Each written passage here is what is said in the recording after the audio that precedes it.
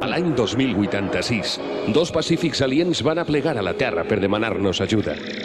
A canvi, ens van donar els plànols per al nostre primer hiperconductor, amb el qual la humanitat ha pogut viatjar més enllà de les estrelles. Per això s'ha format un equip d'individus molt especials, amb la missió de protegir la Terra i els nostres aliats. Es tracta de pioners valents, partidaris dels ideals de justícia i destinats a defendre la llei i l'ordre per les noves fronteres. Estes són les aventures dels Guardians de la Galàxia.